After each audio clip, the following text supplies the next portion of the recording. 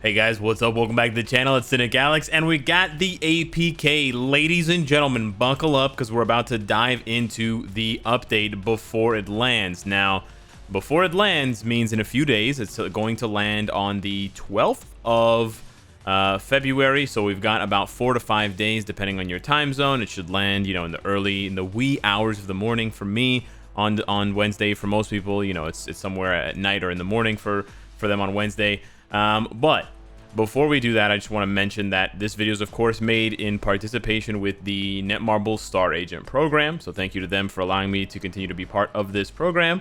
And because this is an APK, because this is a non-live closed test build, what you see may change. So what you see could be the stats, what you see could be the effects, what you see could be certain changes, certain colors, certain animations. I can't promise you that anything you see here will 100% translate over into the live version that I mentioned will be out on the 12th. I don't mean that to scare you or to make you panic in any way. I know it sounds a bit, scary, but it's just something that we're all required to say as Star Agents. So anyways, let's dive into it. I know you have tons of questions you're burning with, different things that are popping into your head. So I'm going to try to cover as much of it as I can in this first video. I'm not going to be doing any deep dives except for one particular piece of content, but otherwise I'm just going to be using this time to do like a cursory glance at everything, and then we'll do deep dives into characters and uniforms later. So if you're hoping for that specific content about Dr. Octopus or Red Skull or yada yada, that will be coming very, very soon. Make sure you're subscribed, hit the notification bell, all that good stuff. And if you like this video, maybe give it a like as well. And if you don't like it, give it a dislike, I guess. So let's start off by discussing what we do have in this update. So we do have new uniforms for Red Skull and Dr. Octopus. We also have a new uniform for Crossbones and Captain America. And then we've got 3 new characters: Baron Zemo, Viper, and Taskmaster. You see that they are, speed, combat, and then combat, blast, and speed and blast there. What we don't have is anything for Sin besides her potential. She's getting her potential unlocked, but she's not getting anything else. She doesn't seem to have any rework whatsoever. She doesn't have any uniform, and there is no new Hydra ability. We were thinking maybe there would be a Hydra ability to sort of match with the Sinister Six ability that the Sinister Six and Dr. Octopus have, this one right over here, but it is not the case, and so therefore there is also no Hydra leadership. Another thing that we don't have is a uniform for Bucky. Bucky does get his tier 3, but he stays with his Infinity War uniform a la Doctor Strange. So this will be a slightly cheaper advancement for those of you that want to tier 3 Winter Soldier. You already know what his uniform, options are because they haven't changed in almost 2 years. Now, we know that Winter Soldier is probably going to be getting a uniform for Winter Soldier and Falcon, so I guess this will make some people happy because they don't have to buy a uniform now and then another one in August. But I imagine it will also make some other people unhappy because they just wanted that cool looking uniform that we saw from the tier 3 teaser, where there's like a red star and he had a jacket on and he had the mask back like he does here. But I guess it was just a combination of this one and this one, kind of. It looked actually like this one with the mask as far as having like a vest / jacket goes. Some more new things that we can talk about here. So Red Skull, he gets a top to bottom rework. I can't wait to make an individual video for him, but I just want to highlight quickly that on the details page, he gets a brand new ability. It's called Cosmic Cube, and it's the same ability that Silver Surfer and Thanos have. They have the Power Cosmic. Red Skull has the Cosmic Cube. 5% damage increase dealt to villains, 5% damage increase dealt to superheroes, and 5% ignore defense. On top of that, as you can probably guess, Captain America has the exact same thing.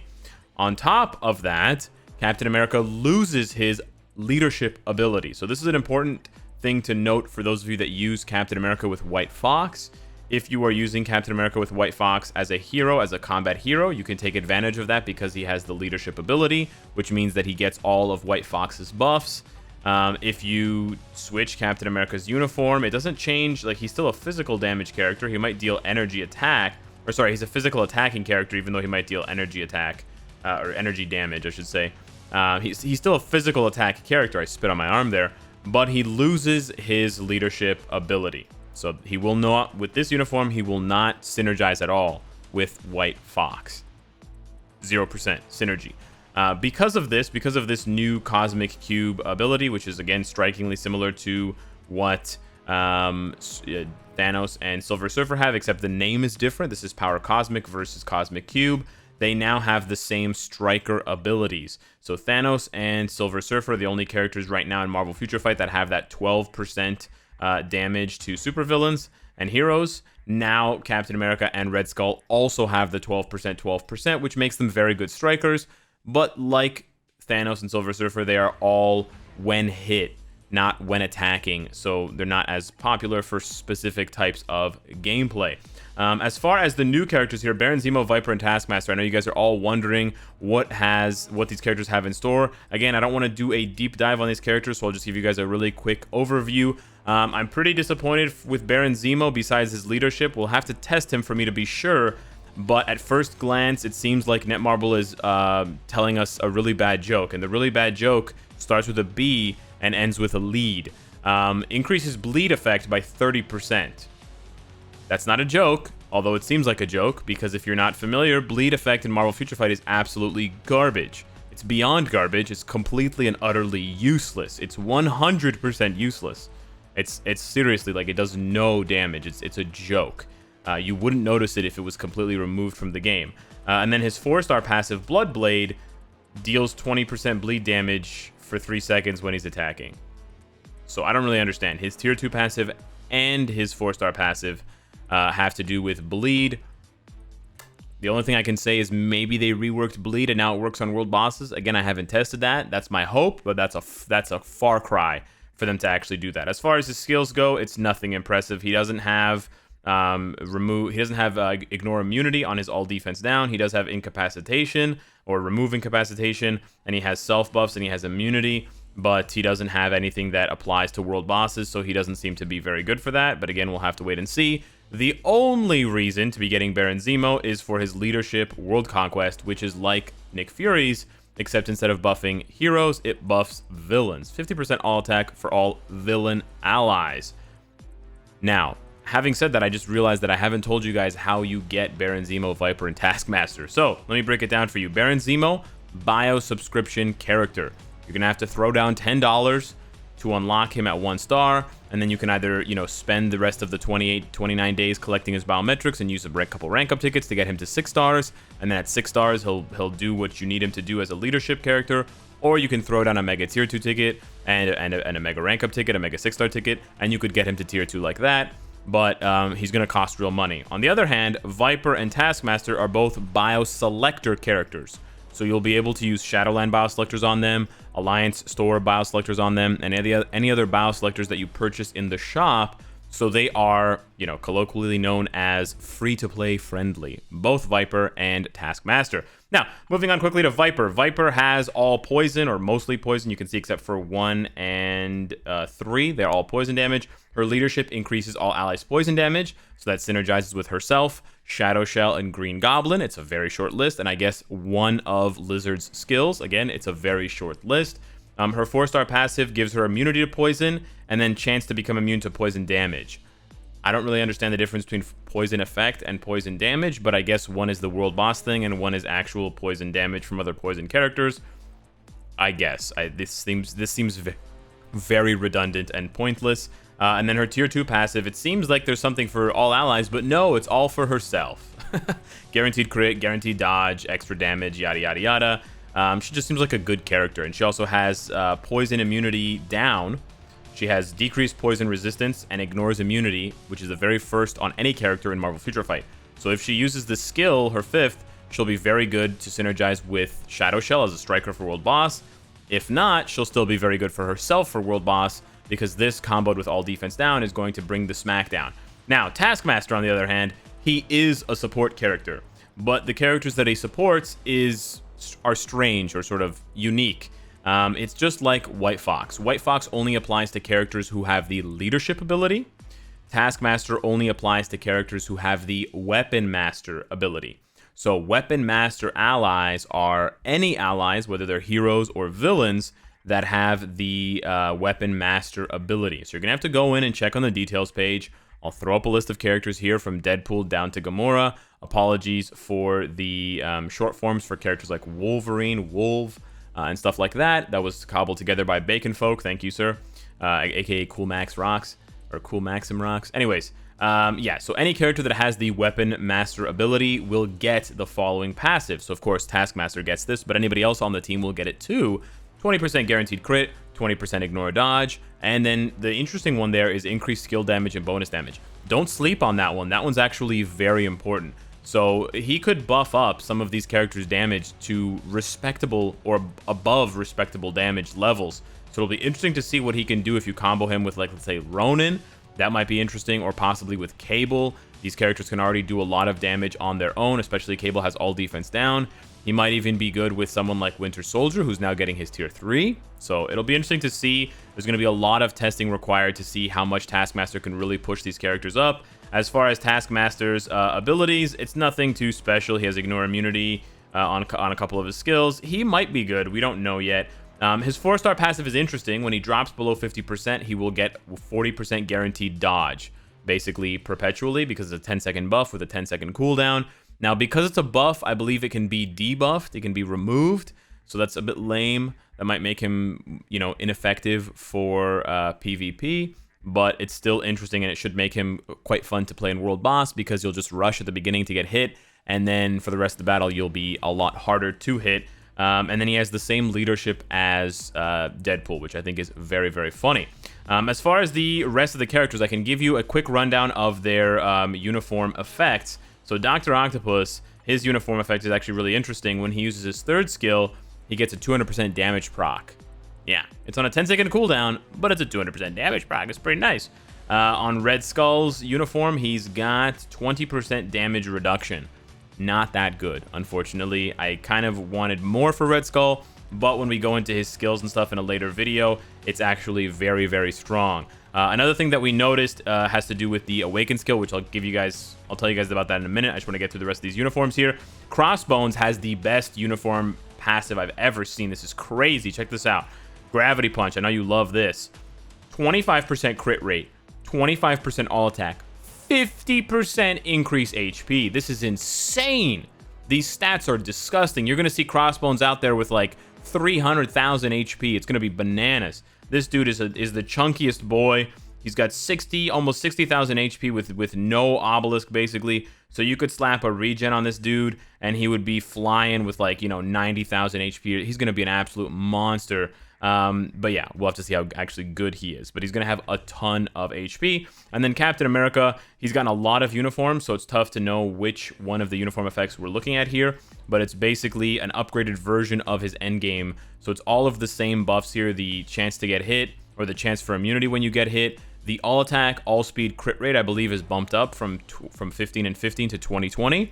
But it's only for 6 seconds, so it's not a big increase. But he also gets 10% all attack. So it's one of those lazy uniform effect modular increases, like small, minor increases like we saw with Invisible Woman Future Foundation and Human Torch Future Foundation, where they just get a small 10% attack or 10% fire damage buff. Moving right along, I want to give you guys a brief preview of Winter Soldier's tier 3 skill. Quite a lot of buffs, as you can see here. You can pause the video and read through them. I don't know how good this is going to be. We're going to have to test it, but it's interesting to see that many buffs on a tier 3 skill for a character that's not getting a uniform. People are inevitably going to compare him to Doctor Strange, because Doctor Strange is pretty much the only other tier 3 character who didn't get a uniform when they got their tier 3. So we'll have to wait and see. I don't think he's going to be on Doctor Strange's level, but he is 400 CCF cheaper, so that's part of the reason why. Really quickly, I wanted to cover the Awakening skills, just so that you guys know here. The Awakening skills appear to not require any other characters. So I'm going to show you guys the Awakening now for Dr. Octopus here. 300, it's the same cost as the Warriors of the Sky. We're going to hit that. We're going to see the animation here, but it's just with Vulture. I've never seen this before. Okay, it's just Vulture. It doesn't include anybody else. Genius Reborn, but it doesn't include any other character. So you don't need to have any of the Sinister Six. Like, there's no awakened ability. There's no awakening for Vulture. There's no awakening for Electro. There's no awakening for Sandman or Kraven or Mysterio, which is a bummer for some people. And then it's obviously good for other people who, you know, for example, didn't pay money to unlock Electro. These are for now, these are stand-alone awakening skills. Now, it's possible that they might recycle these awakening skills in the future, sort of keep them in the bag, and then, you know, 3 months down the road, they add Mysterio and Sandman, and then for Mysterio and Sandman, you need to have Professor Superior Octopus ranked up. Who knows? We'll have to wait and see. But for now, that is the case. I'm going to quickly level up this skill as well, because I think a lot of people are going to be talking about it. Again, the cost is exactly the same as the ones for the Warriors of the Sky. And the crazy thing here is, at max level, look at these buffs. 8 seconds, 8 seconds, 8 seconds, 10 seconds, 10 seconds, 10 seconds. Breathe in, breathe out. 15 seconds. Take a dump in your pants. 40 seconds. That's right. The last buff down there at the bottom. 50% all attack, 50% all defense for 40 seconds. Yeah. You can go to Tim Hortons and get a coffee and come back, and he will still have the Sinister Plan buff active.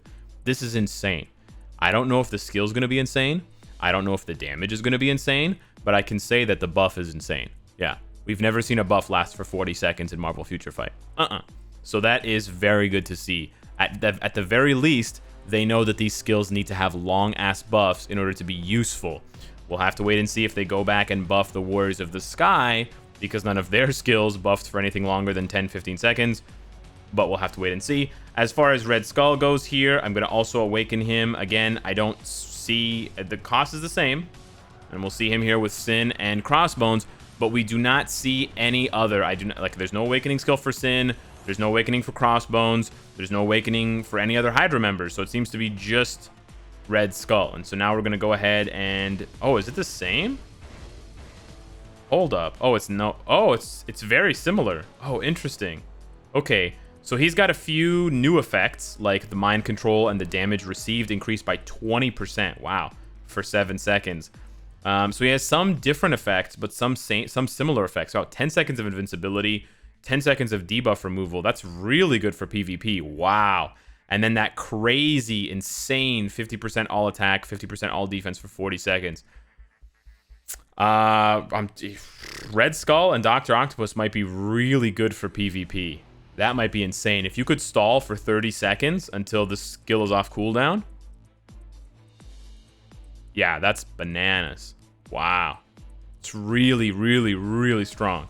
But it is a very long cooldown skill. So it's sort of like, you know, lots of build up, but then a huge payoff at the end. So I'm really surprised and happily surprised with that. Last but not least, I want to check out Alliance Battle really quickly here, guys, because the scores for Alliance Battle seem weird to me. So I think they may have changed Alliance Battle. They did add this little flashing yellow thing to tell you which mode you're currently playing. I went through and checked out the schedule, and I don't see anything new. The Korean is not new. It hasn't been translated. The list is the same. Like the rewards here seem the same, and the challenges here seem exactly the same for Alliance Battle and Alliance Battle Extreme. But I did want to test this out in the rare case that it is actually different. Okay, so this is different. The screen itself here is different, but it seems like the rewards. Okay, like they explained things, so maybe this is their way of like preparing to fix Alliance Battle and Alliance Battle Extreme.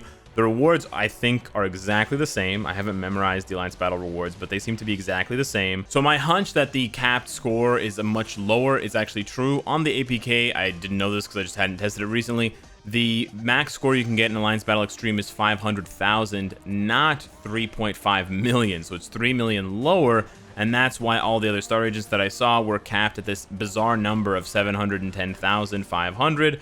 The rewards are unchanged. The gameplay is unchanged.